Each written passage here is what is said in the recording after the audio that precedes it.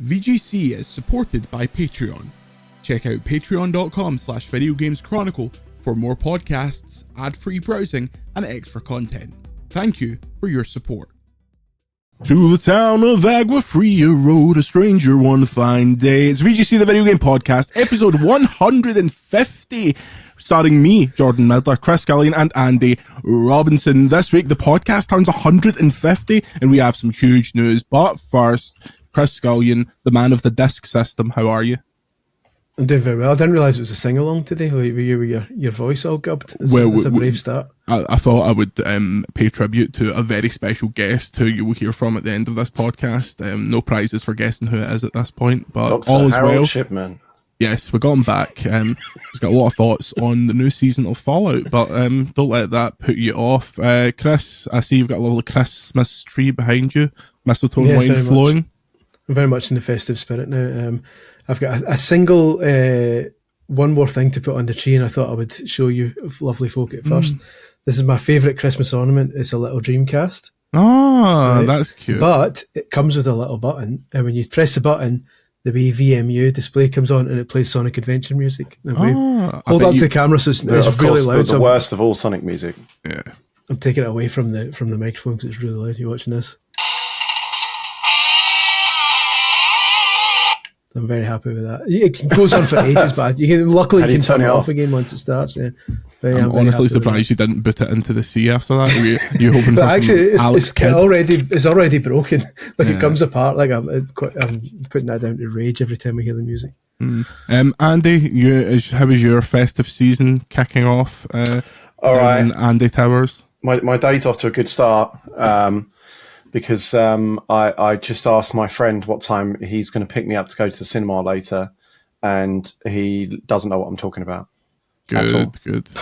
You're going to see what? Merrily We Roll Along. He's like, we're going to the cinema. You've paid for it, mate, and you've arranged to pick me up. I'm also tentatively going to the cinema tonight, but it's looking less and less likely. We were watching 4 hours of Kill Bill. Nope. No, Jordan's bottled it. I'm going to see the filmed version of the Broadway show Merrily We Roll Along, starring Daniel Radcliffe and some other people. But I wouldn't mind going to see Kill Bill, even though I'm anti-films. The fact that it's 4 hours doesn't put me off, because I only watched Kill Bill for the first time like a year ago, and I texted Andy and I was like, here, this film's fucking quality. And he was like, yeah, mate, it's been everybody's favourite film for about 20 years. What are you doing? I'm looking forward to it because me and Andy both by pure coincidence are going to the same screen at the same time. And before Louise is saying, "What should we have dinner after it?" I'm like, "Good luck," because it starts at 6:30 and we'll be out by 11. It's like doors going to be open. Yeah, I'm planning to have dinner during. Yeah, exactly. Oh mate, just sitting with a full meal. There was a Cineworld at Silverburn, and there was a Five Guys right underneath it, and the amount of absolute piss bags that bring in full Five Guys to the cinema, and it's like I'm not even morally against that so much, but it just makes me want one so desperately. And by the time you're in the cinema, it's too late. And cinema food is really gone downhill. Like I used to love a cinema hot dog, but not so much these days. Yeah. Are you two popcorn people? Because it just makes me fucking choke when I have popcorn. No, I only like a bit of Butterkist, but they don't do Butterkist at the cinema. Like I don't like the salty or sweet options.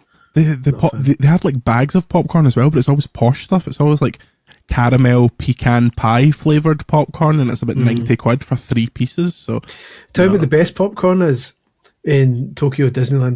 They do a nice curry popcorn. Which is surprising. Like all the popcorn stores have got different flavours.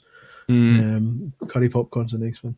I'm currently and the peach and mushroom popcorn you can get at Nintendo in Universal Japan's good as well. Peach and mushroom. I'm currently a big fan of the I think it's called Proper Corn, the UK retail brand. You can get a mature cheddar popcorn out there. Very nice, very low calorie, good snacking option. But this is what you came to this podcast for. If you'd like to support more low calorie popcorn options, you can do so at patreon.com/videogameschronicle, just like our patron of the week. All of our newcomers to the Patreonship. Let's go to story number 1.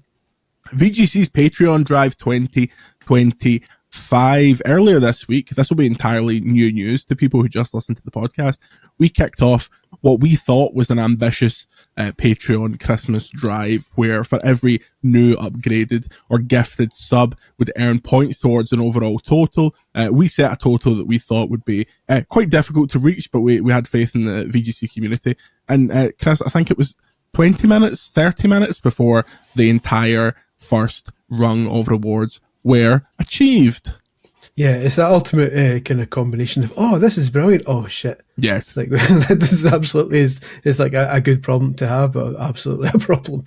So so we've been very grateful for the support so far, but also now scrambling to find extra super stretch goals that we weren't expected to have to get to at this point. It's pretty soon on for that. Genuinely been blown away, and I don't know if it's a British thing where we are like a bit more miserly, a bit more humble. We can't put ourselves into the shoes of people that would be so generous, because it's a British kind of trait to be so miserly. But the support has been overwhelming, and the VGC community have unlocked like literally dozens of bonus content strands that will come out in December and early January, including the one that I can't believe we're already planning, but VGC Live will come to Glasgow in 2026. More details in the new year, but Chris, this is an example of we shouldn't joke about things, because this community is insane and they will make it happen by hook or by crook. Yeah, I'm already worried about how we're going to install a zip line, because I'm not doing it unless I can come down from the ceiling like Shawn Michaels at WrestleMania. Yeah. Or worst case scenario like Owen Hart. But it's something that I think we very much have to implement is some sort of pulley system. Shay'll catch you. Shay's got big buff arms, I'm hearing, so he'll catch you. Andy, have you had a thought towards your entrance music for VGC Live?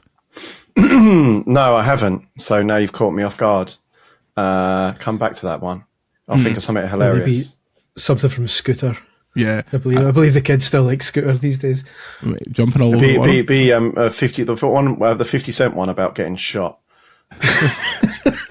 To be fair, that really nails it down. But you know what I mean. Yeah, no, exactly. It's all of them. Don't encourage anyone. Dude, don't encourage anyone. It's a live show. You want it to stay alive. That'll happen next year. I saw some speculation that it will happen in time for timed with the 200th episode of this podcast. But let me tell you now, the 200th episode of this podcast is currently scheduled to be broadcast one day after the release of Grand Theft Auto 6. So that's not happening. But we will tell you all the details in the new year. Andy, some words for the patrons that have supported so far. We're currently on the 5th of December, and we're way, way, way beyond what we expected at this point. Yeah, absolutely awesome. If there's, I think what I'd be interested to know, if there's anyone in the community who wants us to add extra things they'd like us to put to the community to fund, because at the end of the day, there's so many things that we'd love the time to do, right? Yeah. The time and resources to do. So this like genuinely helps us to do that. So it's super, super cool to take another step towards being, a community, a reader funded publication, which is the dream. So please do, if you've got any friends who you think might like our Patreon offering, or if you're listening to the podcast indeed and you're not yet a Patreon, please give it a go. You might like it. Yeah, who knows? There's loads of podcasts on there if you're wanting some extra stuff, and if you think this podcast gets close to the line and off the rails, let me tell you, get on the Patreon podcasts. I'm happy to announce that all of my nice graphic packages have been thrown in the bin once again, because we have passed another super stretch goal. Andy will be wearing a Chris Drink t-shirt to the Game Awards next week. Before we progress, can I give a wee shout out to a young lad who please do listens to I got a message from a lovely chap called Dr. Doomray last night. It's not his real name. On the Discord, he's let me know about his son, William, 10-year-old William Doomray. Goes by the name Spyduck. Nice. So already my favourite Pokemon, Psyduck. So apparently sometimes when his dad's in the kitchen cooking his breakfast, William hears VGC podcast and thinks we are, quote, the coolest, apparently, which is good. Oh. So he's been playing Pokemon ZA right now, Pokemon Legends ZA, and he caught a shiny Trubbish, which, as we all know, is and he's named it VGC. Excellent. That's the VGC official Pokemon. So thank you very much, William. Keep up the good work. And hopefully when you're old enough, you can write our articles for us so we can relax. Yeah, William, we've really only got a couple of years left at this before we fully break down. Like, a mild cold has completely taken me out of the game this week, so I can only imagine what any real trauma would do to me. But yes, thank you very much, and thank you to all the listeners of the podcast. I know that we have a lot of people who only engage with us via the podcast, which is crazy to me because how did you find us, first of all? And second of all, like, it's really cool to have this burgeoning community. As I always say, we are disproportionately popular in Finland, which I love. Maybe something to do with the fact that I routinely wear a t-shirt branding the logo of a Finnish sex shop on it, but don't let that put you off. But yes, this has been a big love-in, and it will continue all through the month. If you want to check out what people have unlocked so far, just go to VGC. There is a massive Patreon pledge drive story right in the middle of the homepage, and you can check what we've unlocked so far and where we are at with the running total. Wonderful times. Now, let's get into the news. Story number 2. Capcom is reportedly working on a new Dead Rising sequel starring Frank West. That's according to a new report from MP First, which VGC can partially corroborate via our own sources, which claim that an in-development zombie action sequel will also see return of the original protagonist Frank West. He's covered Wars, you know. The project in question won't be a remaster or remake, but a new main entry in the series. It said that the new Dead Rising will see West head to Hollywood, with action primarily taking place within a massive enclosed movie studio lot, where the game's main villain forces Frank and other survivors into various trials, all in the pursuit of filming his perfect movie. Andy, I am so up for another contained Dead Rising in the style of the original. I've already told my entire the extent of my anecdotes with Dead Rising, which is as long as I know how to save it, I might give it a go this time. Well, sorry, give it a go. That's an exaggeration, because I did give it a go several times, and I raised my save file every time. The remake that they did recently had an Andy mode, like they made it very easy. It's too late, mate. The damage is done. I resent the whole series. So. Dead Rising's a weird one because the first game is very beloved, and then the second game feels like it was a bit more friendly, and then by the time we got to the third game, which was an Xbox One launch game, so it was Chris Scullion's game of the year that year, things really fell off. The fourth game was absolute toilet duck. Chris, this sparked your interest at all? I think it's exciting that they're not doing like a big open world Hollywood. Like, I like the idea that it's set within a kind of small area. I like it, but I don't like the time limit. So I'm hoping there's still no time limit. I like it. That's the one thing that always kind of wound me up about Dead Rising, is that the whole idea is, look at this playground where you can go into a mall and take Servbot heads from a toy shop and put it on the zombies' heads, and then it's like, but do it quickly because I want to mess about with it. So as long as there's an option to not have, I know I understand some people like that, the intention of that, as long as there's an option to not have a time limit and just piss around, I'm definitely up for it. But I've got this mental block that I've had for a long time, and every time I see Frank West, I see Fred West. So that's a very different game.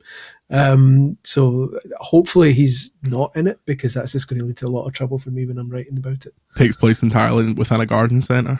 The Dead Rising, for me, Dead Rising was the first game that I really went ridiculous with achievements on. Like, obviously it has the famous one where you just run around the car park over and over again, mauling down zombies, and even at the time I was like, is this futile? But then when you actually get the achievement, it's like, yeah, now we're talking. It's also got one of the shittest achievements of all time. You know, when the helicopter drops you off at the start of the game, and then you've got 72 hours, whatever it is, and then you got to get back to the roof for the helicopter to pick you up, otherwise you lose. See, if you just stay on the roof for the full 72 hours, the helicopter comes back down and just picks you up. And nice. You can beat the game and get a not the worst ending, but not the best ending, just like an average ending without seeing a single zombie. It's like standing on the roof like cowards. I love stuff like that. Like, I loved the not the fake endings, but the Easter egg endings in the Far Cry games that did those. I always thought those were really, really cool. But Andy, I don't think we get this unless Capcom's in this new golden era. This feels like a reward for the support of all its other franchises at the minute. Do you see them maybe bringing back some more niche. Like, people have been shouting about Dino Crisis since time immemorial. I think. Sorry, he's been kidnapped. I mean, this is they. I mean, they've talked quite openly about bringing back IPs. I mean, obviously they're bringing back Onimusha. They're bringing back. Hold on, I've got a whinging dog. Yeah. They're bringing back Moshi to star in the new Dino Crisis. I'd like to see a new. Here's my Capcom top 5 of Capcom. Scullion's Capcom top 5. I want Ghouls and Ghosts back. I know they've recently brought it back a few years back, like a side-scrolling one. I'd like to see them have a go at a 3D Ghouls and Ghosts, just to see what they can do there. I'd like to see the return of Final Fight. I want to see another Strider. Nice. I want to see another Bionic Commando. And I want to see a return of the 1940 X series, the top-down shoot-'em-up kind of World War II. I want Capcom to bring all those back, please, within the month. Okay, well, we'll get on the phone with them.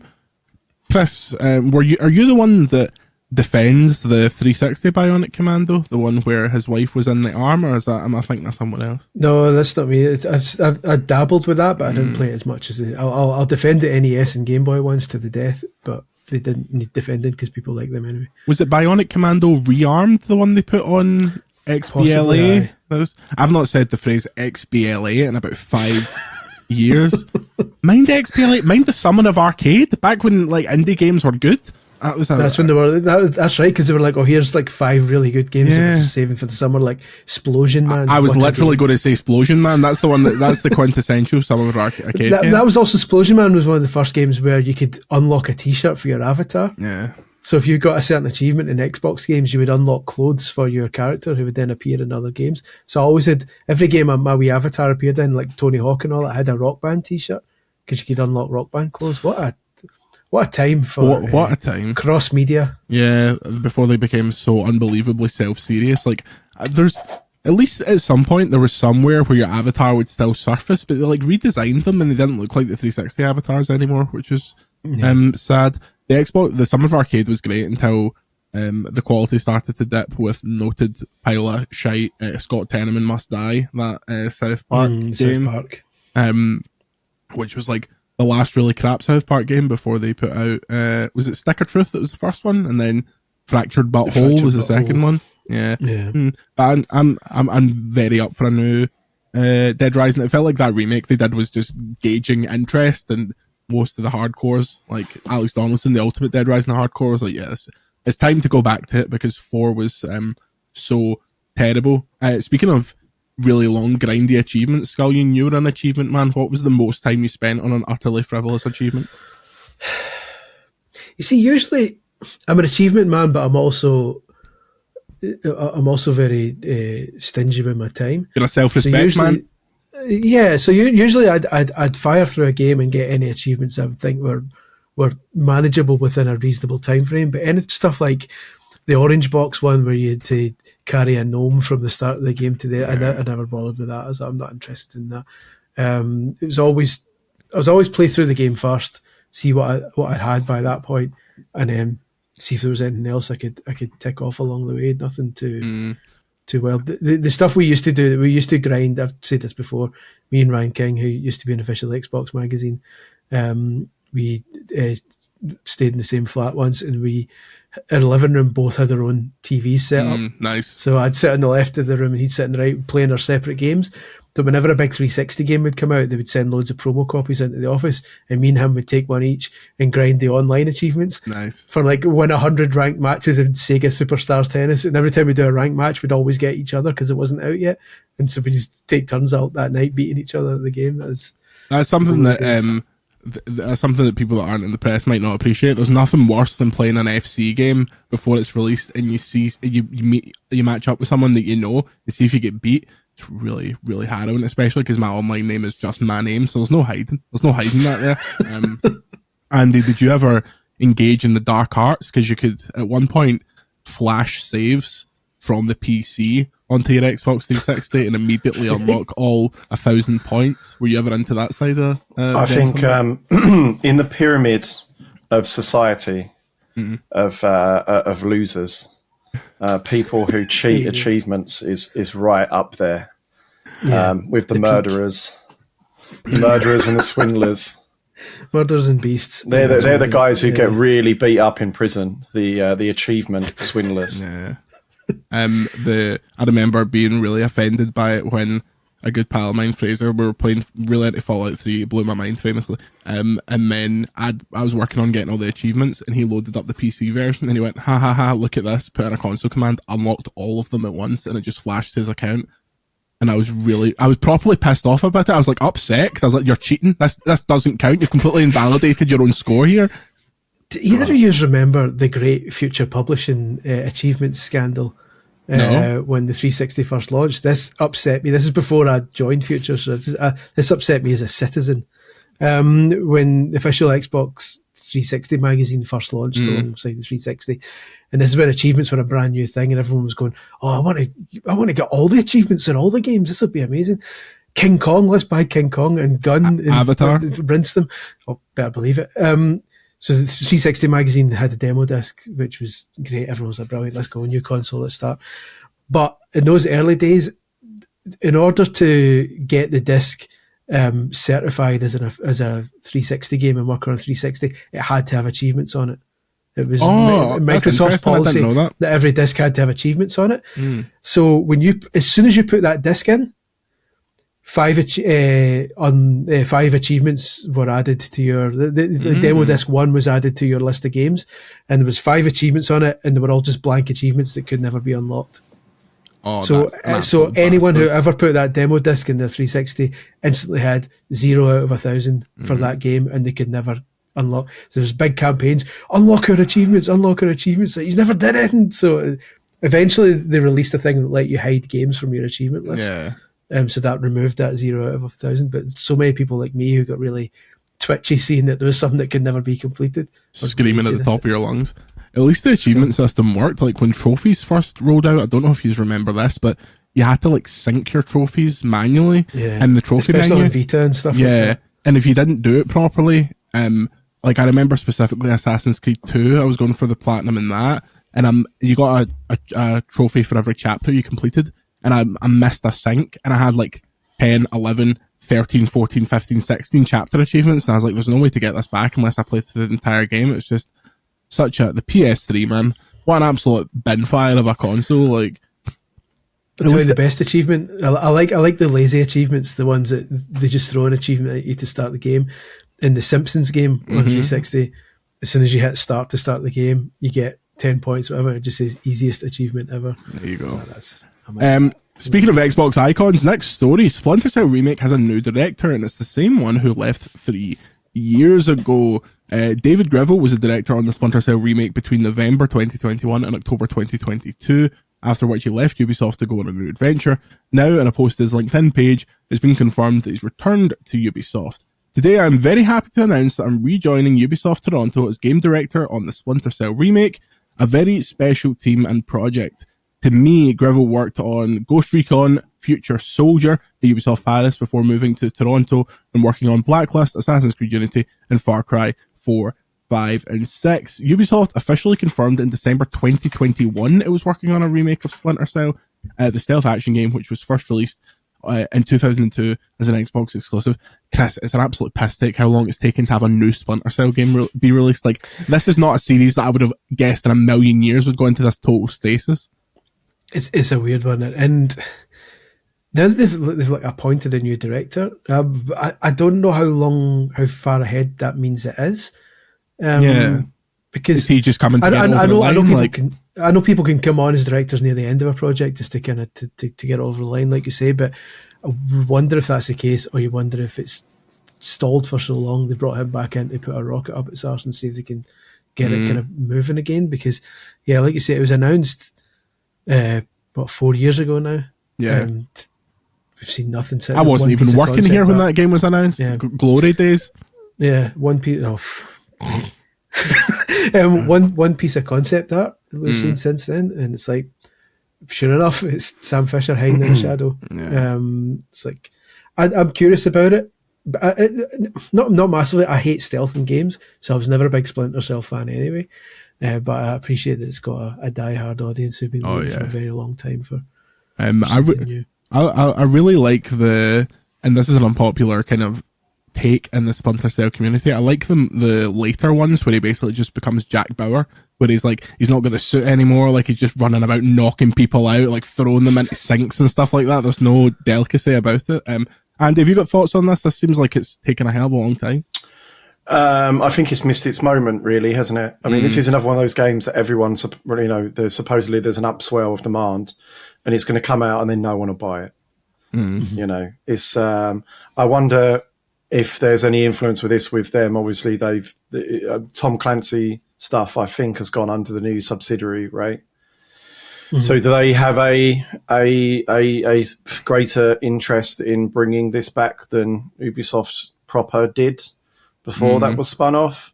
I know Ubisoft Toronto was a bit of a bin fire, apparently, after Far Cry 6, which is why I think why they announced this project in the first place, because it's a pretty easy way to recruit, to do a remake and have a big franchise attached.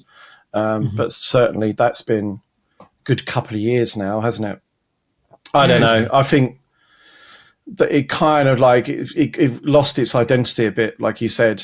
I couldn't even name the last 3 Splinter Cell games. They were all like, it went through this phase where they were trying to basically make the same game, like again and again. Yeah, I think like Double Agent and Blacklist, and I'm sure I've missed one, Conviction. They're all sort of the same game, where they're like, let's try and execute that again better. Yeah. Without, as you said, without the suit, without the government missions. Because the way that you'd probably, I don't even know, like even since like Metal Gear 5, like things have moved on, right? Yeah. I think they should make an indie game. They should make like Hitman. It kind of feels like the right time was to coincide with that Netflix series that just came out. Are they doing more of that? I don't know. Do we know? By all accounts, it's been received quite well, but it would have made sense to kind of launch it round about that time.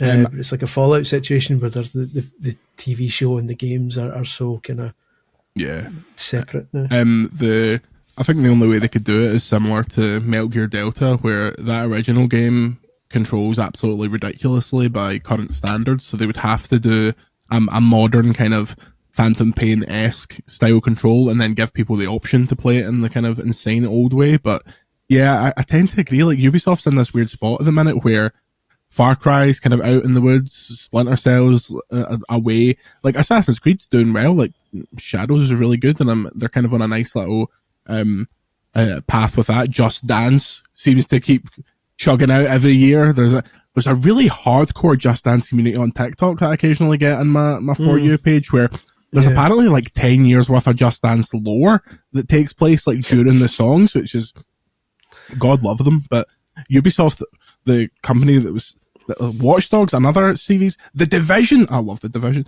all these series that were so prominent, and you would get a big Ubisoft game every year, no doubt, and it's just not happening anymore. This is a controversial take. Here we go. But we may be now at the point where we didn't know what we had till it's gone, and we're now going like, do you know, I'd quite like a Ubisoft game with a million things on a map and a load of towers to go up again, because we used to get them just chucked at us willy-nilly, and now it's like, mate, I'd take another Watch Dogs. Willy-nilly?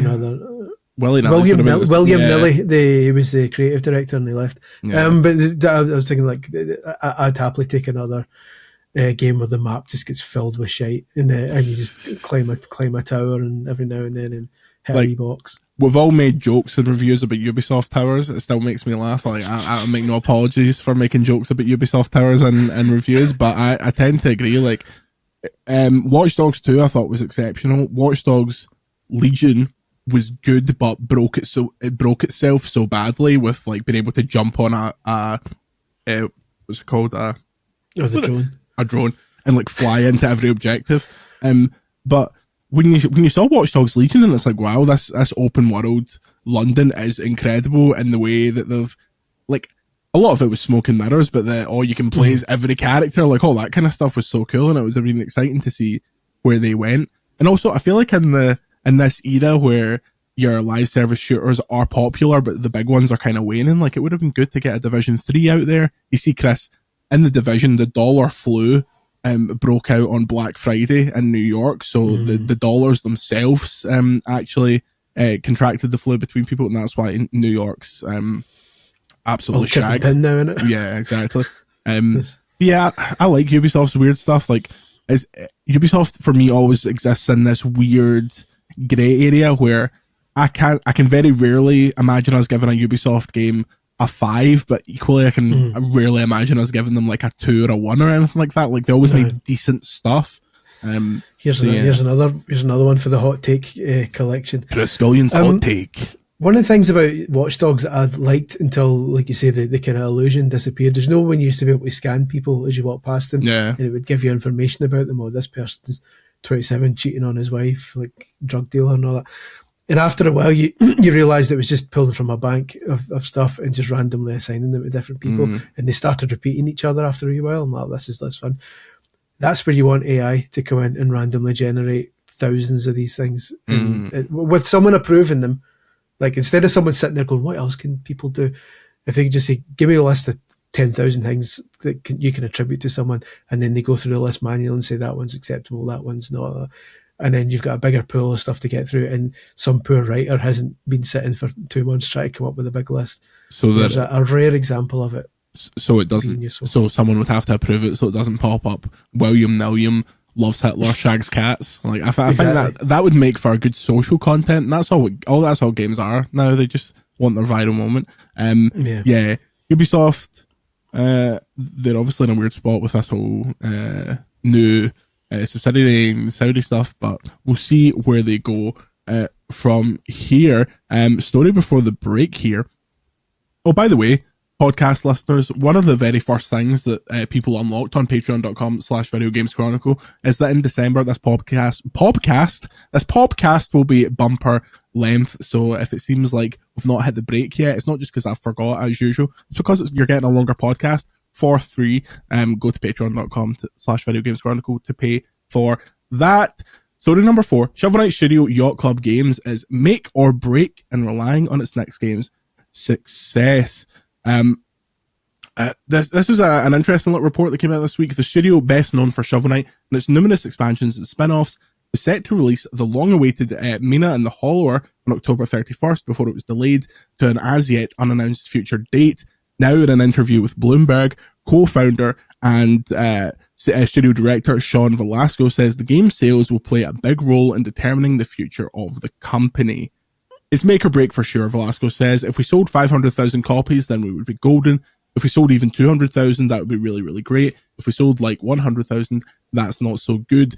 Given that Shovel Knight has sold more than 3 million copies since its release in 2014, some may believe that the studio's target for Mina and the Hollower should be manageable. However, as marketing director Celia Schilling pointed out to the publication, your company is only as strong as your last game.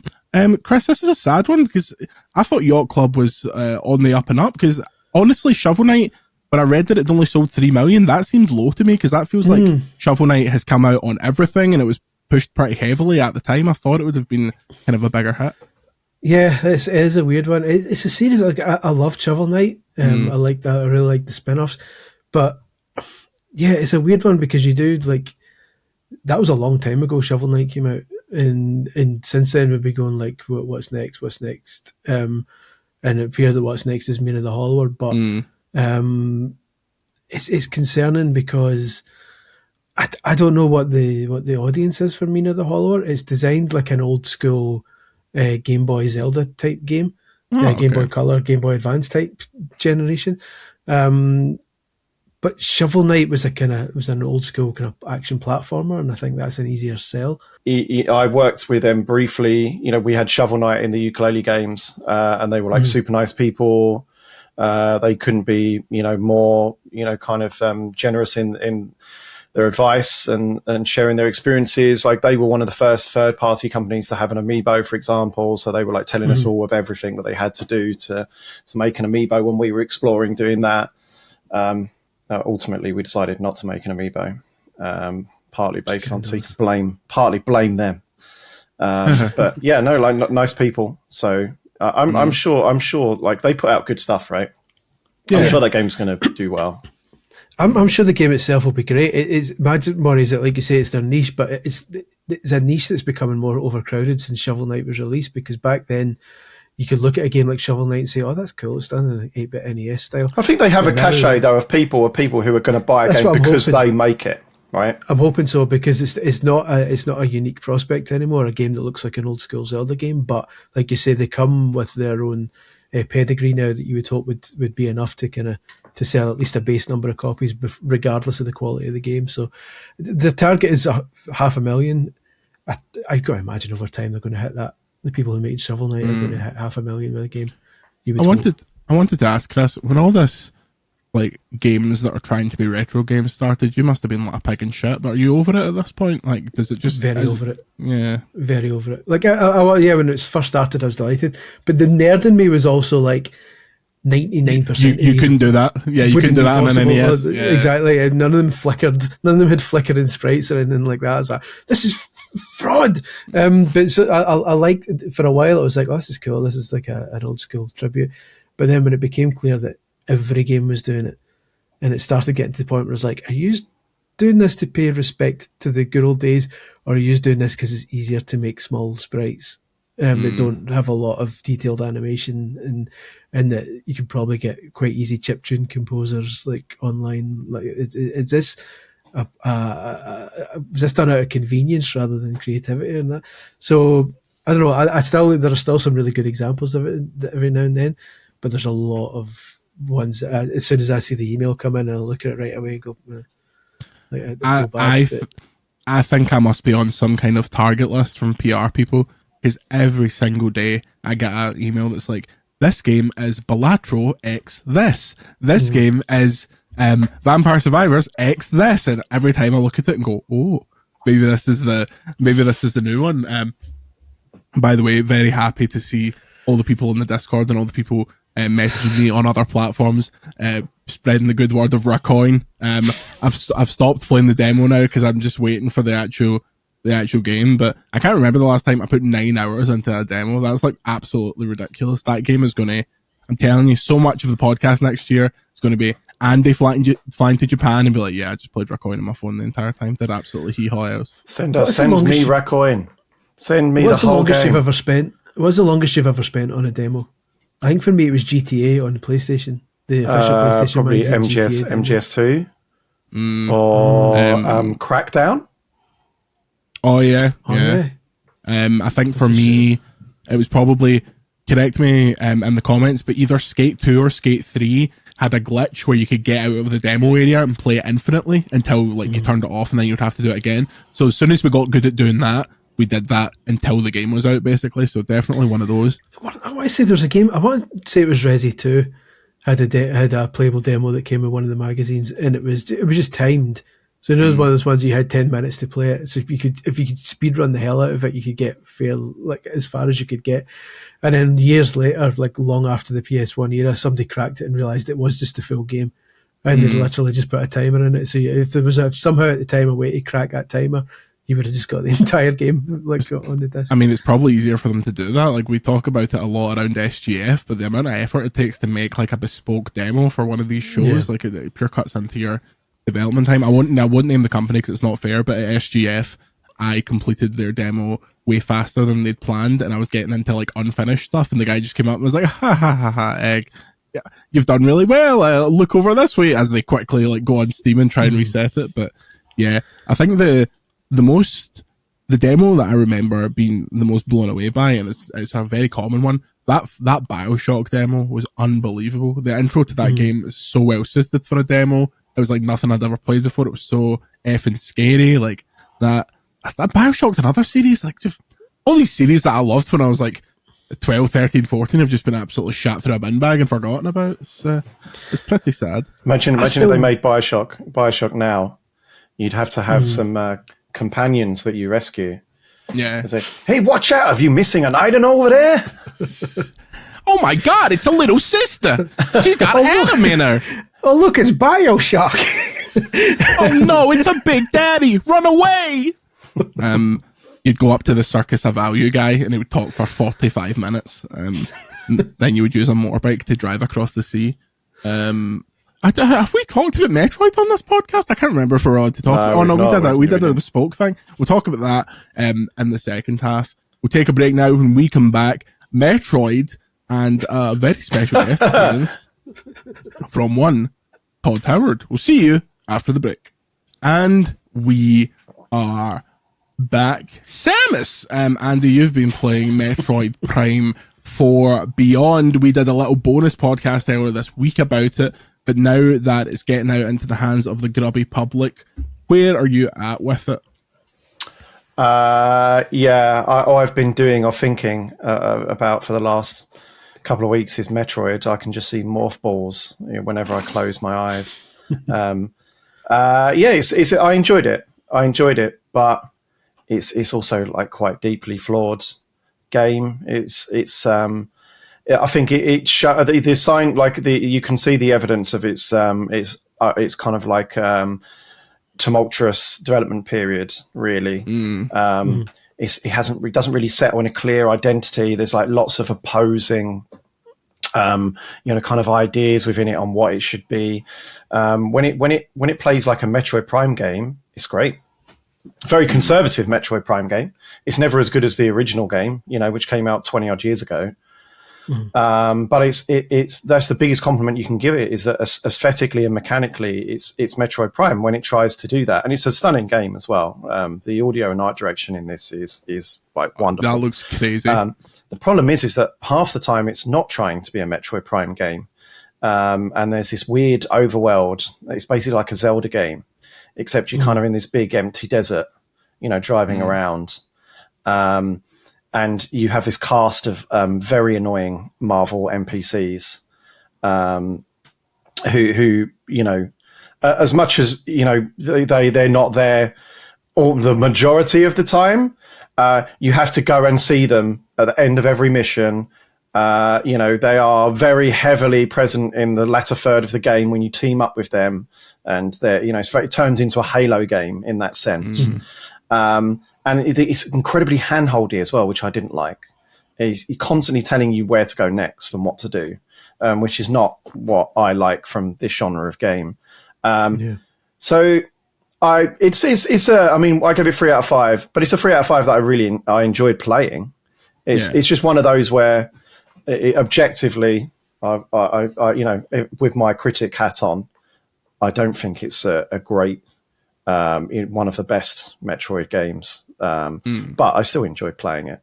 I hope there's enough in there to hope that if they get the chance to do the next one, hopefully they take some learnings and with a good preparation to come into this, rather than being parachuted onto the project like they were with this, because it was originally being worked on by a Bandai Namco studio. That they can make a better, more well-rounded game, because it's kind of a bit slapdash on what it wants to be.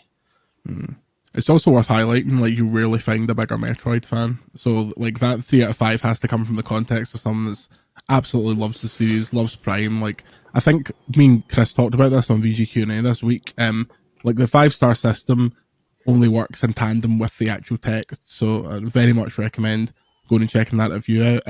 Scullion, I think I'm still going to play this over Christmas. I think it's an interesting one. Well, I've set myself a ridiculous goal of reaching the credits of every first-party Switch 2 game over the course of its life. So I'm playing it no matter what. How far are you? I'm keeping up there. Like, luckily, I'm getting to review like some of them, so I'm like, that's obviously ticking the boxes automatically. It depends on whether I'm counting stuff like the 2 Zelda games, because I've not done those. But in terms of like brand new stuff, I think only really Pokemon. I can't wait until you're playing ZA. I look forward to that so desperately. I want you to stream that just to me via Discord so I can watch you play it. But yeah, I'm definitely up for Metroid. Like Andy says, it's not like Andy's going in two-footed saying this is shit. It's like he's saying it as it sounds good. And I'm always up for, I like a 3. But it's good. It's good in like a switch your brain off, popcorny kind of way, which is 100% what I'll need in January. Which is fine, but it's also not really Metroid to me. I think as long as I go into it not expecting like anything up to the same standard as. You know what it is as well. If this game had come out, I mean, the last one came out nearly 20 years ago. It's like 2008. If this game had come out shortly after that, I think it would be a lot better received. I mean, it's some people have given it some good reviews, right? But I'm fair to say it's been mixed. It's divisive, right? Yeah. There are some people who don't care and want to switch their brain off and have some slash bang explosions and good. Like I enjoyed it. And it's also like you're looking at it from two perspectives, right? If you're reviewing a game, I mean, I've just said it's a 3 out of 5, but I really enjoyed it. So are you reviewing it based critically, like objectively, on whether it is a better game compared to other, entries in the genre, or are you reviewing it based on, I really had a lot of fun, right? So there's two schools of thought there. But if it had released close to the last one, I think it would be overall a lot better received because it's just like a Force Awakens situation then, where like it's like as a Star Wars movie, it's fine, but compared to what came before it, it's not. But it's not even that because if it was, that it would be Force Awakens if they removed all the NPC stuff and the handholdy things, right? Yeah. I'd say it's a retread because what is Metroid Prime there is still very conservative, right? You've got your lava world and your ice world and your. If I have to go to another bloody mine, scary mine, it's the poison swamp of the Metroid series, right? All of the items in the game are exactly what you think they are. All the puzzles are just taken from the original Metroid Prime. As much as people, I'm talking about how it's divisive in different things it tries to do. The different things it tries to do are also quite, by the numbers, It's like what NPCs that you fight with. Yeah, I did that 25 years ago, right? And, in Overworld where you can drive across and find things. Yes. Is it 1997? It's not, they're not particularly bold, ideas. It's just this weird fusion of like Zelda and Halo and then Metroid elements. So I think the problems could probably go deeper than that for me. But it's a shame sometimes because if if you are a critic on a series you really like, it sounds like you're just whinging, right? And it's the worst thing of all time. I had a good time playing for it, and I 100%ed it. I believe it was the late Margaret Thatcher, Hellmender, who last said, "If I have to go to another bloody mine." It was the late Margaret Thatcher that said, "Hey, Samus, you want to look over there? You can shoot that rock." The bounty hunter. I'm very proud to announce that Miles McKenzie will actually be at VGC Live 2026. So be sure. At the end of the credits, Andy, does it say Miles McKenzie will return? Yeah. Right at the end, Miles McKenzie will return in Metroid Pride. Metroid Pride. Oh, it's got Metroid Pride. It's gone woke. Yeah. Miles McKenzie is the first step on the road to woke. I still want to play it. It's quite a quiet Christmas playthrough season for me, it looks like, so I want something meaty. Do you know when we joked about something going woke once, like a month or two ago? Somebody in YouTube comments thought we were genuinely right wing and genuinely accusing someone of going woke. Well, not everyone can be blessed with 2 brain cells, right? Knowledge, yeah, exactly. The podcast that for about a year exclusively quoted Chapel Rowan, famous right wing podcast. It's because I'm a skinhead. They think I'm. I know, you do have the look. Yeah, I've got a bit of the old National Front about me. But as I said, I'm literally, hopefully going to see a recorded version, one night only, of Merrily We Roll Along on Broadway. So it's nothing you have to worry about. The wokest thing you could possibly go to. Yeah, exactly. To be fair, Kill Bill's woke, stars a woman, Is this a woman? Is this a woman? What? Can you cancel a cinema ticket on the day? It's called Bill. I know. I thought Bill killed people in it. Yeah. Fuck. Is this?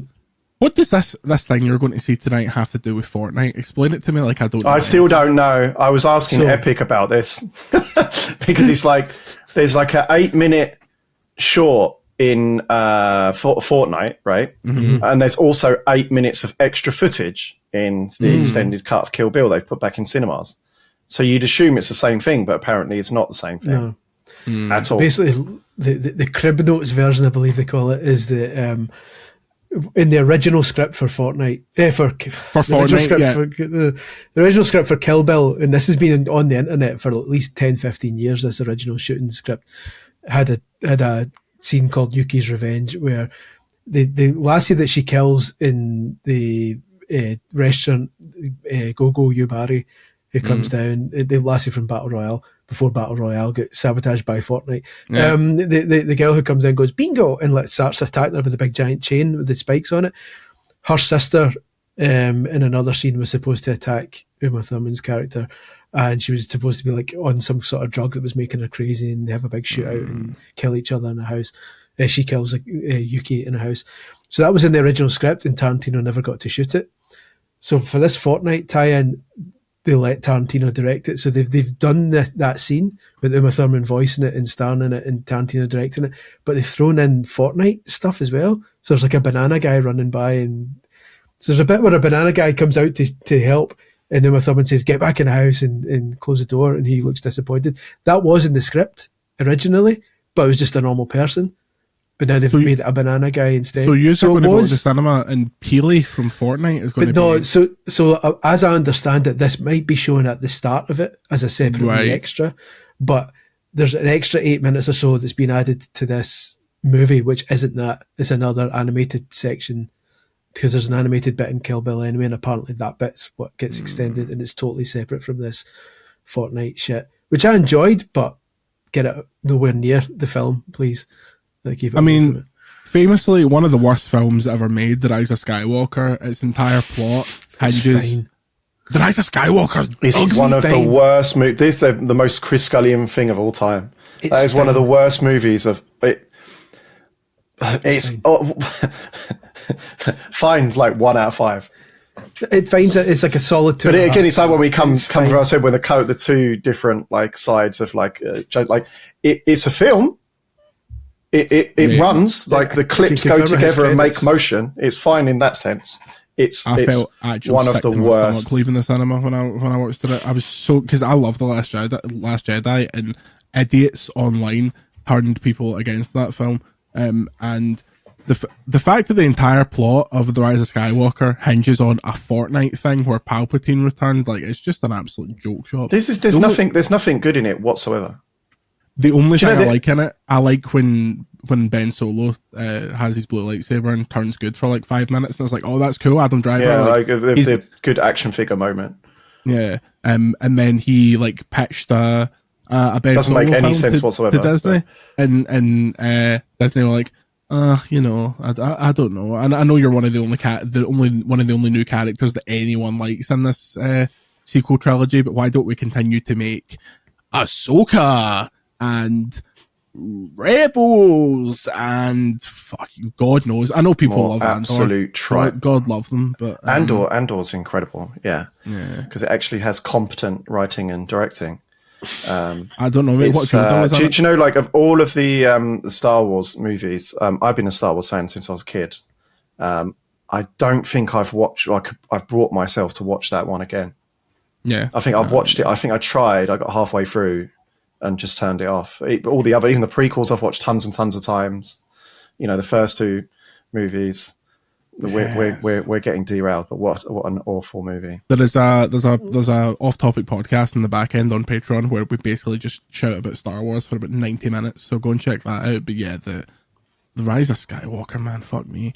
No Merrily We Roll Along collab with Fortnite, sadly, but we'll hope for that in the future. It's the only thing that's not been in Fortnite is Merrily We Roll Along. It's only a matter of time. Well, I mean, Daniel Radcliffe's in Merrily We Roll Along, and Harry Potter's coming to Fortnite in about 3 weeks. So it's a circle, to quote, and I pronounce you Chuck and Larry.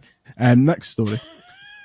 The artist whose design were used in Bungie's marathon without permission says the dispute has been resolved to mass satisfaction, because she's Scottish. That was one accent you can do. I was trying to do like a Western kind of like glove slap duelist man, but thanks for that endorsement of my voice acting skills. An artist whose work was used in Bungie's upcoming marathon without her permission or knowledge says the situation has now been resolved. Back in May this year, Scottish artist, come on now, Fern, I'm not pronouncing that, Hook, accused Bungie of taking assets from her previous work and using it In the alpha for Marathon, Bungie later acknowledged that Hook's claims were accurate and claimed that the former staff member was responsible for taking her art. The developer subsequently pulled all gameplay footage from its following live stream and conducted a thorough review process to remove any art from the game that was inappropriately sourced and vowed to ensure that the situation does not happen again. Hook has posted on X saying the Marathon art issue has been resolved with Bungie and Sony Interactive Entertainment to my satisfaction. Here comes the money! Here comes the money!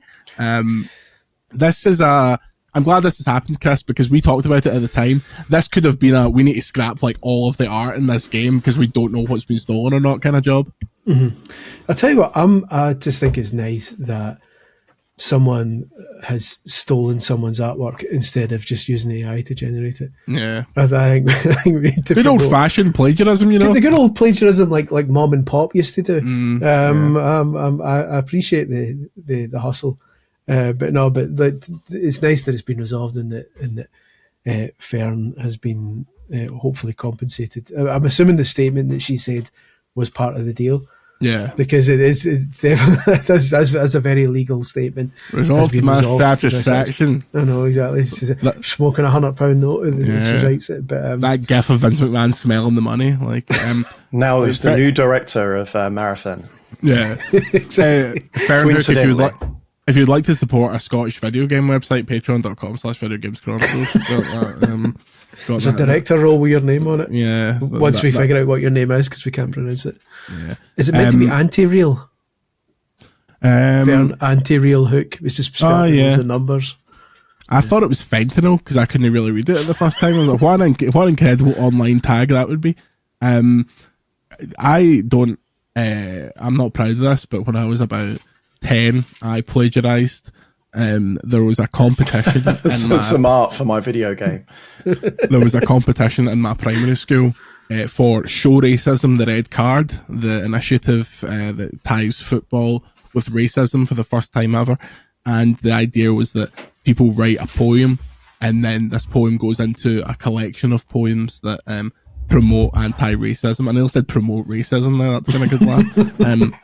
And I plagiarized the episode of The Simpsons where they do that, where Bart gets stuck down the well, and they do like, there's a hole in my heart as deep as a well, etc. and so on. I plagiarized basically that entire song from my poem, and my teacher was like, this is amazing. This is like the best thing I've ever read. And it got in the book. And as my reward, I got a letter congratulating me from Walter Smith, which sadly current bun, but I mean, pretty good, ironic win there for plagiarism. So this was in followed by a letter from Matt Groening. Yeah, threatening legal action. I will slice your throat the next time I see you. This was 2004. It was fair game. No one had the computers. No one had the computers. No one could be Googling. This was also when The Simpsons was on at 6 o'clock on a Tuesday night on BBC Two. That was peak. You watch that, you watch Robot Wars, and you get your ideas for future plagiarism. But I'm glad that Miss or Mrs. or Mr. or whatever you are, Fern Hook, got that sorted out. This is a Chris Scullion joint up next. Grasshopper Studio announces Romeo is a Dead Man release date, says it will be self-publishing it. We cross now to our Romeo is a Dead Man correspondent, Chris Scullion. Hello. I played Romeo is a Dead Man at Gamescom, and it was excellent. And that's an anecdote for later as to why that interview was never actually published. It's as good as Rise of Skywalker. What a film, what a picture. But so Romeo's Dead Man is the next game from Grasshopper. They of No More Heroes fame. And it basically is No More Heroes, but in a sci-fi setting with gunplay, and therefore is very good. It's mental. So they've announced overnight at one of their Grasshopper Directs that it's coming out on the 11th of February, right in time for Valentine's Day, because there's a Romeo and Juliet theme in it. And they're self-publishing it for the first time. So they're owned by NetEase currently. And apparently they were looking for a bunch of different publishers for the game, and decided that after talking to NetEase for a while, they've decided just to go and self-publish it themselves. I spoke to Sura about it a couple of days ago. The interview should be up on the site, hopefully by the time you hear this podcast, because I just need to add some wee pictures to it, make it look pretty. But yeah, he was saying that she wanted to stress that for now they're still a part of NetEase. There's no, it's not like they've completely cut ties here. It's just that they spoke to NetEase and said that, it's probably best if we. He described it as NetEase doing them a favour by ensuring that as much money as possible goes to Grasshopper from profits and stuff for this, so that's why they're self-publishing it.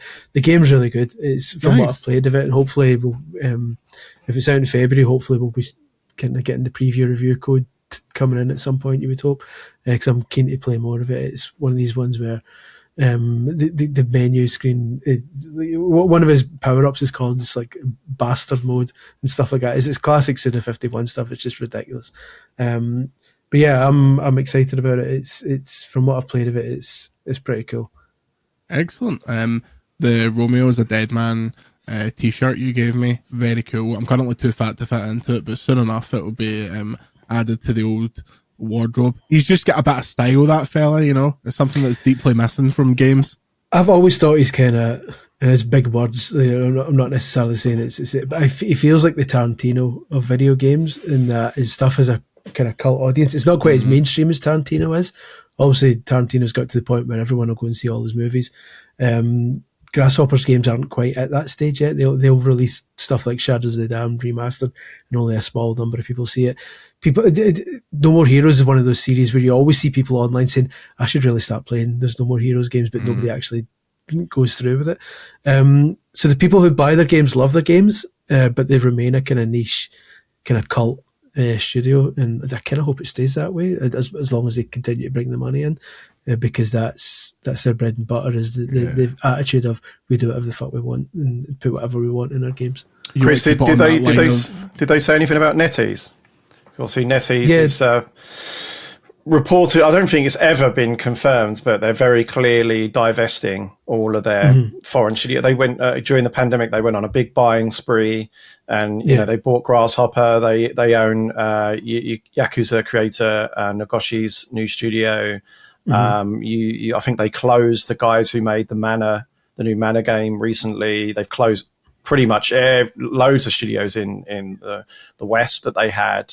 That was always a concern from a lot of people, is what's going to happen to Suda, what's going to happen to Nagoshi. Yeah, like I say, he was saying that NetEase, they're still very much part of NetEase, and that I was kind of trying to get like, what's the situation here, what's the relationship going on, but the impression being given was that everything's business as usual for now. There was no signs that there's trouble in Paradise or anything like that. The word, at least, is that they agreed with NetEase to self-publish this game. It doesn't necessarily mean they're going to do it further down the line. I asked him if he was worried about what was going on with the other studios, and how when you're owned by a company this big, you could end up in a situation where when they bring out a financial report or they look at a bottom line and see that other parts of the company are struggling, that they could one day just suddenly decide to make cuts, and Grasshopper might be part of those cuts.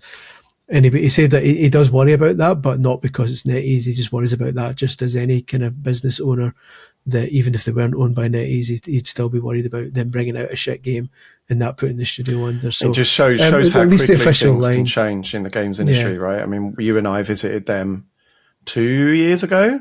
Yeah. I mean, there's an article, there's a feature on the site, if you go and search it, like how NetEase has given us our freedom, Yeah. It's probably like a year later that they bombed on WoW. I mean, they're clear.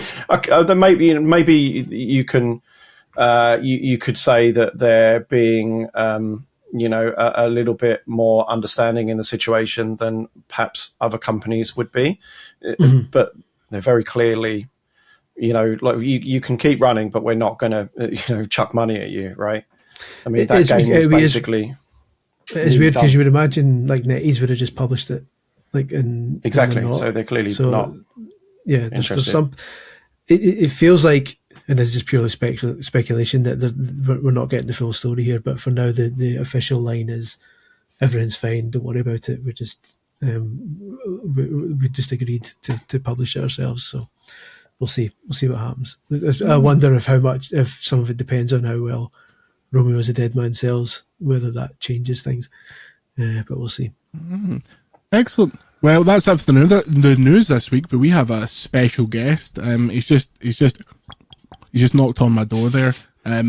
we have a very, very, very cool interview with the man himself, Todd Howard, the big boss at BGS and the executive producer of the Fallout TV show on Amazon. I can say very little about the new season. I can say that I've watched some episodes and it's pretty effing sick, but Todd and myself sat down the other day to chat about the new season and what's next for BGS and the Fallout franchise. So take it away, Mr. Howard.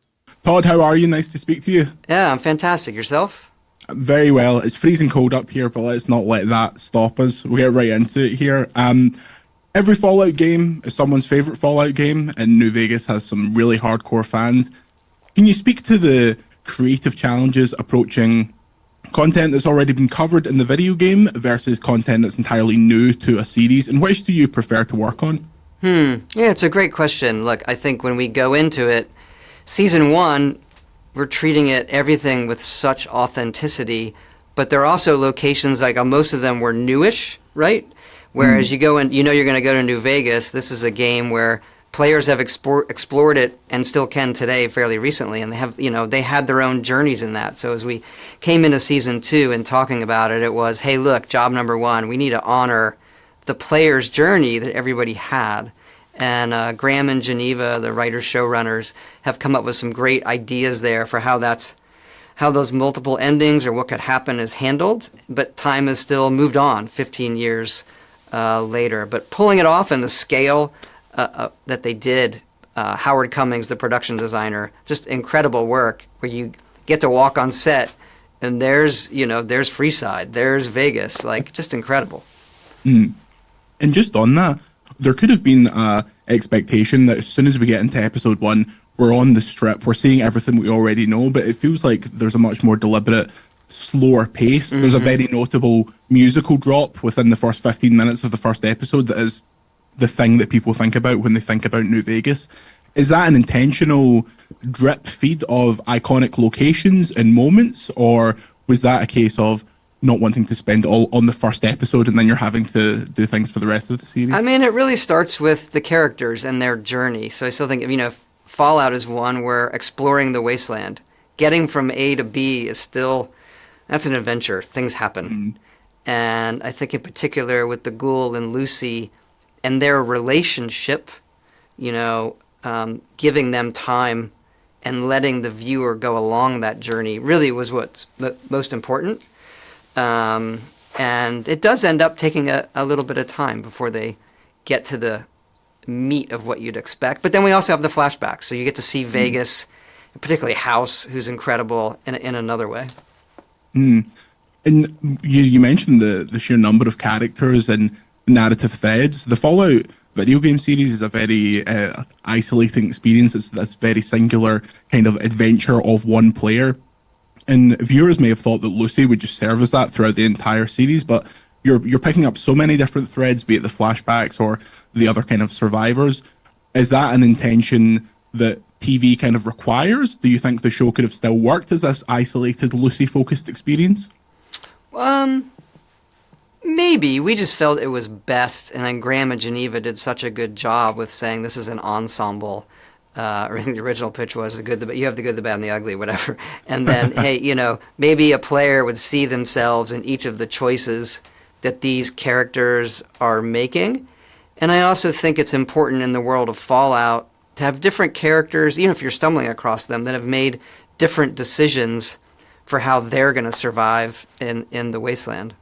And on New Vegas itself, in the first few episodes, obviously the set design in the show is immaculate, and it really sells the whole experience of the world of Fallout. How important is it to you as a creator to use as many practical sets, as few effects as possible? Obviously, Walton Goggins' performance requires some, but it feels like you could reach into the screen and touch most of the world of this show. Yeah, all the credit to Jonah Nolan, him coming up, making movies with his brother, and, he likes to say, look, the best thing we can do is just make it real. Because you have the games. It's a different kind of medium, unlike translating a book or, a comic book or whatever, where the game, you've got to experience the world in that way. So we started with, how do we make it super authentic? But look, when I first walked on set, long ago for season 1, I was stunned. Like, you just built it all. Like, where's the movie magic? They got a guy in a jetpack for the one scene, like a real jetpack, for the one power armor drop. The Deathclaw, they built like a big Deathclaw puppet with an animatronic head. And obviously there's some CG cleanup and effects. They have incredible effects people. But Jonah feels pretty strongly, shoot on film, build it for real. It matters when you see it on the screen. And they're so right. I wanted to ask you personally, now that you've the first series has been released, very popular with fans, and now you're back for the second series. Are you feeling different emotionally now that you're giving the second series out to fans than you did before anyone had watched any of it? A little bit, to be honest, yeah. Because the first season, I love it, we love it, but you don't know. You just, it's a creative endeavor. You don't know, how many people are going to love it, to what extent. So to have it be as popular as it became was just incredible. And then since season 2 is dropping, once a week for episodes, and as opposed to season 1, it was all at once. And there's a lot of surprises, right? And so I'm sort of curious, I would say, to see hey, what is the conversation every week? Because things happen and there are surprises, and then how are people going to react to that as the season goes on? I'm just excited and curious to see what the conversation is like. So how are people experiencing the show? Because they're coming in with different expectations now, and they're going to experience it in a different way. Mm. Do you have a preference? Do you prefer the bingeable ask model? Me in 2 months. Yeah. I wanted to, obviously you're working on a lot of things at the same time. Don't worry, I'm not going to ask you about Elder Scrolls or anything like that. But does working on the TV show scratch a similar creative Fallout itch as would working on a game? Or is there a case of when you're seeing all this Fallout stuff happen, you're thinking, I would like to get back there and do some other stuff in the game realm in this universe?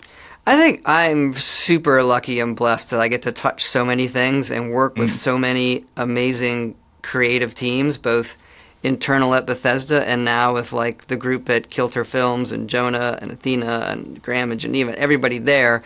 And so I just feel lucky, right? The times that I get to work on the TV show, it's this is amazing. And then I go back to game work, and we're obviously doing a bunch of games and different things. And so I just I can't describe the feeling of a day when you're sitting in a creative meeting and I leave it and I'm just I cannot wait to see this or play this or, I love all of it, right? So, yeah. What do you do in your time off from that? If you're always going between all these different things that you're in charge of, what's your chill out time? I say hi to my kids and my wife and go home, and then I'll play some games, and then I'll get up and I'll go make games and stuff, and then come home, say hi, play games. Yeah, I don't have other hobbies, so that makes life easier. Yeah. I wanted to ask this because, and I couldn't believe this when I was looking it up, we're not that far from the 20th anniversary of Fallout 3, which makes me feel absolutely ridiculous. But now that we've done LA and Nevada, is there a hope to see the Capital Wasteland on screen? Is that something that would appeal to you kind of creatively, especially since 3 was, I think for a lot of people, 3 was how they came into the series. It was such an important game for the 360 and for BGS. Yeah, I would say this, that we're sort of finding with the TV show, because we can jump locations, we can jump timelines, that the opportunities to bring in things that have been in the IP or the games, it's a little bit easier. So we're finding that sort of path easier than I would have thought. Whereas when we do a game, it's obviously in one location, it's harder to we do it, we do some things in 4 that are from 3, and et cetera, but they're harder. Whereas now on the show, I would just say there's more of an ability to do that where it makes sense. Yeah. Of course, in the first episode, there's quite a direct reference to Fallout 4 that I think a lot of fans will really get excited for, that character specifically. Yeah. And just finally, as we wrap up here, you don't have to give specifics, but if you know which episode it is, do you have a favorite this season? I do. I don't want to spoil it, though. I would just say there's a lot of surprises, and stick with it. Stick with I think, but your expectations of certain things, let it play out. Yeah. Excellent. Thank you very much for your time, Todd. I really appreciate it. And good luck with the rest of the series. Lovely to talk to you. Yeah, it's fantastic. Thank you so much. And we are back. Lovely to have Todd on the podcast. A big fan of the podcast, as are Todd Scullion. Famously. That's him there. He's back. He's coming back for a second chat. He wants to talk more. That may actually be my parents. Oh! they're picking the kid up from school today. Chris Scullion, son of Todd Howard. Not a lot of people know that. A lot of nepotism in the games industry. Famously. Andy, you were a fan of the first season of the Fallout TV show, despite infamously not being blown away by Fallout 3. Are you looking forward to season 2 now that it's heading to New Vegas? Yeah, and I guess that's the point of these things, right? These transmedia efforts, is that people like me I'm not a fan of the game series. It's not really my genre. I loved it. I thought it was great. Like I'm really looking forward to watching the new season. Yeah, I think they've done incredibly well with it, and as Chris alluded to earlier, like it's in a moment where the only Fallout game that's currently kind of a going concern is 76, which has gotten a lot better, but people still tar it with the brush of how it launched, and obviously there's no mainline Fallout game that's kind of, obviously there's plenty of Fallout projects in development that we've kind of talked about before, but it's not as if the thing they're currently working on is the next Elder Scrolls. So it's a good way to keep Fallout in the public conscious, and Fallout is like such a ridiculously big brand, and I think it falls into that. We talk about it with Borderlands, where it's a franchise that's much bigger than a lot of people think about it because it's got a big mainstream appeal. So it's cool to see. Chris, for these like live action game adaptations, is it something you've been diving into, or is there a case of there just been too many of them? Because that's kind of where I'm at the minute. That's exactly where I'm at just now. There's too many. Like I love the idea, pardon me, of jumping into them, but there's just too much, and I've not had time to watch any movies or TV like just now. So like certainly that counts as well. I've not the only stuff I've seen recently is obviously I make time for the Mario movie. I took the kid to see the Sonic. Better movie. Than Schindler's List, I've heard. It's up there. Took her to see the Sonic 3 movie. She loved that. But other than that, I've got like a massive backlog, surprise, of stuff that I'd like to watch and just haven't got around to it yet, but eventually. For me, it's like there's a few TV shows that I absolutely have to watch. Like when The Bear drops a new season, I'll watch all of that as quickly as possible because I absolutely love that. Atlanta was the same. That's an excellent show.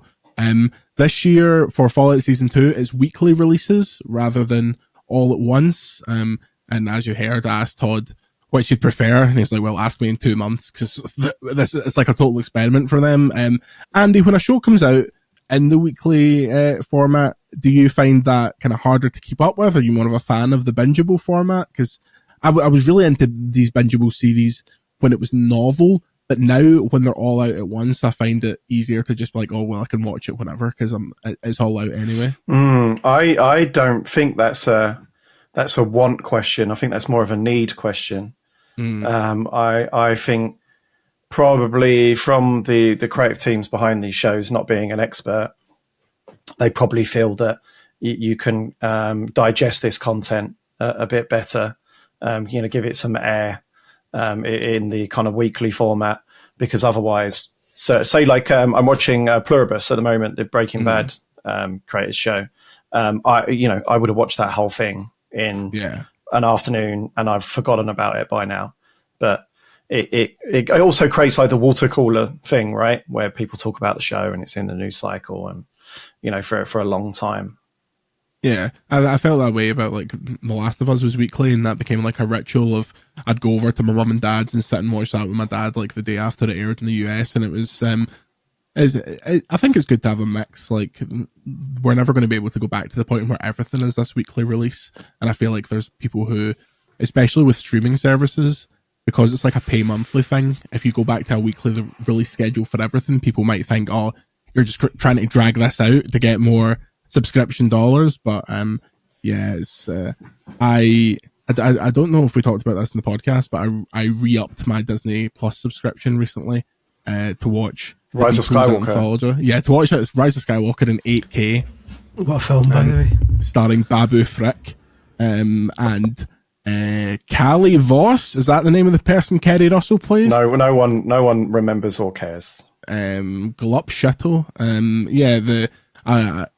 £15 a month for the 4K Disney Plus, which absolute piss take, but Beatles Anthology is sat there waiting for me, and oh my god, I'm so looking forward to it. That's like, I'm starting to line up these rewards for when the work is done in December and I can just get into my Christmas mode.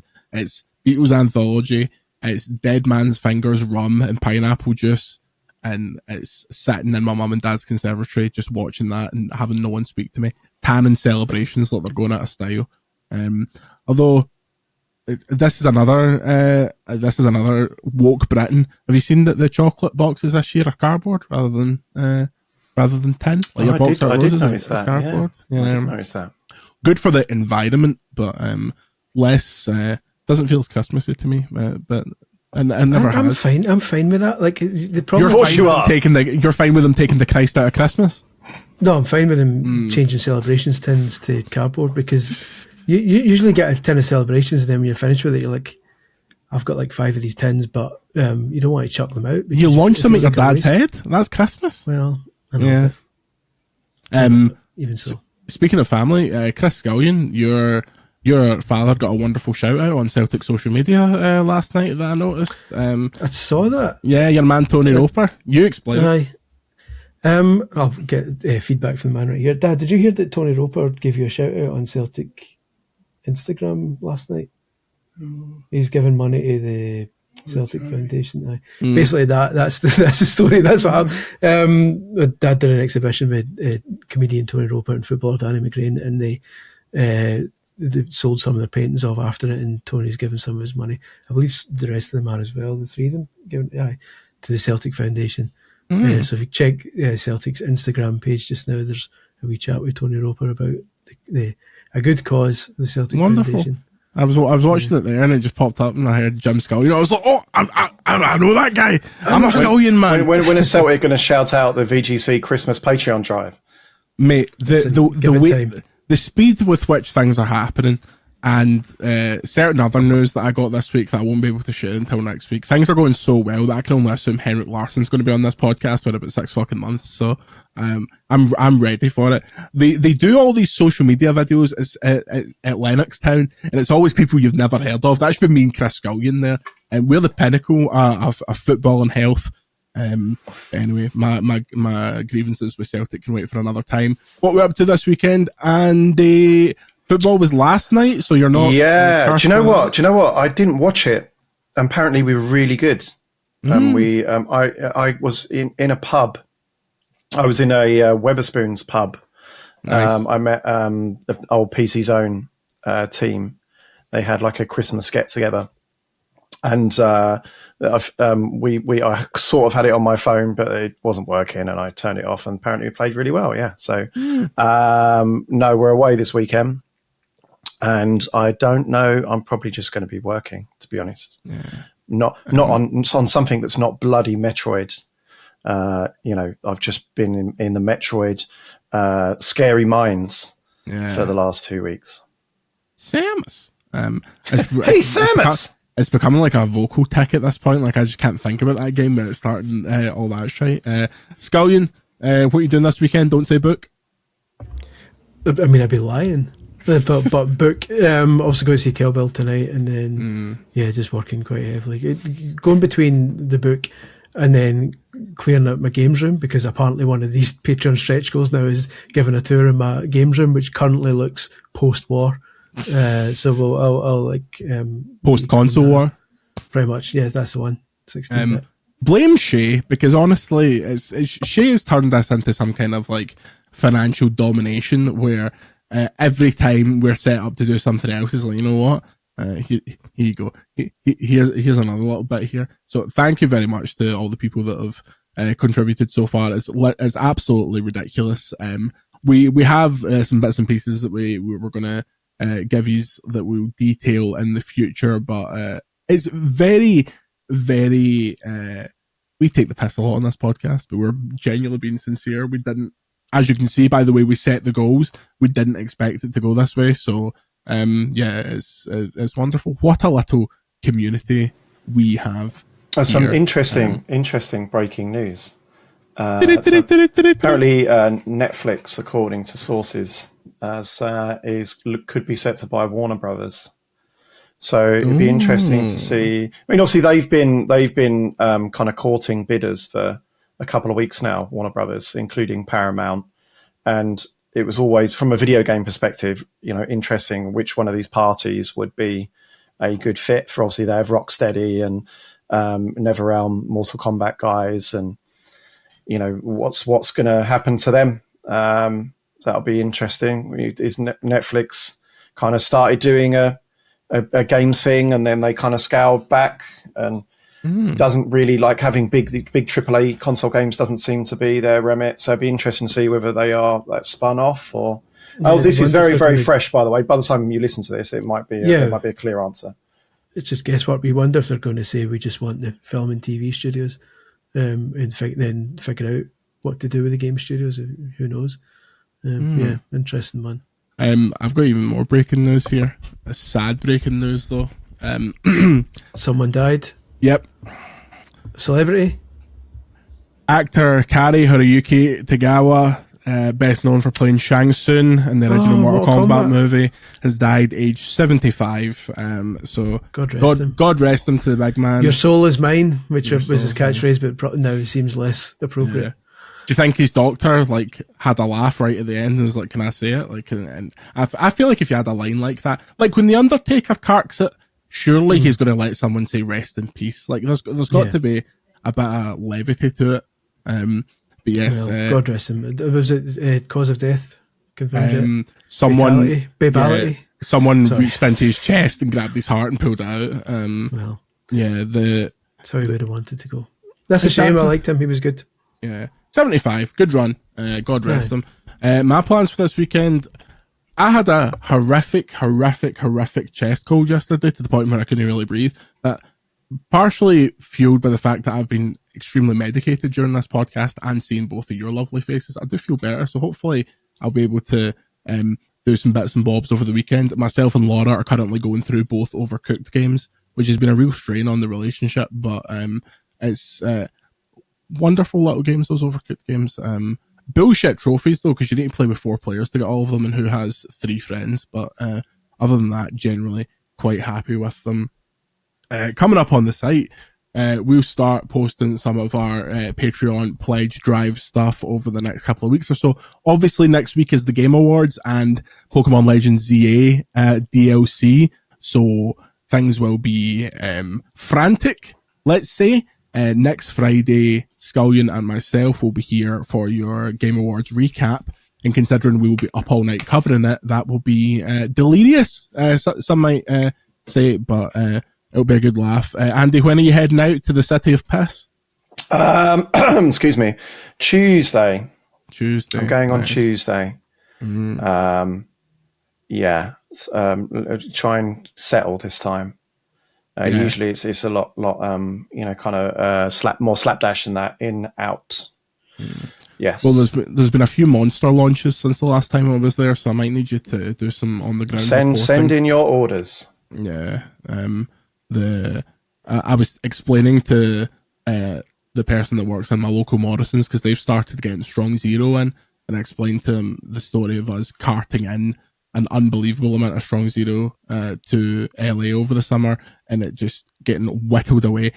Really, the saddest part of SGF was we were building Can Mountain on that little backboard on our SGF set, and the cleaning staff took it away. They robbed us of something beautiful, which was sad indeed.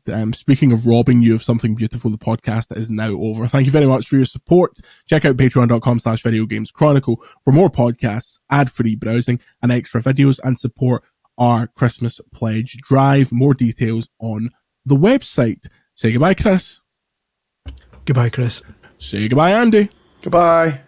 Enjoy Fortnite Presents Kill Bill, and we'll see you next time.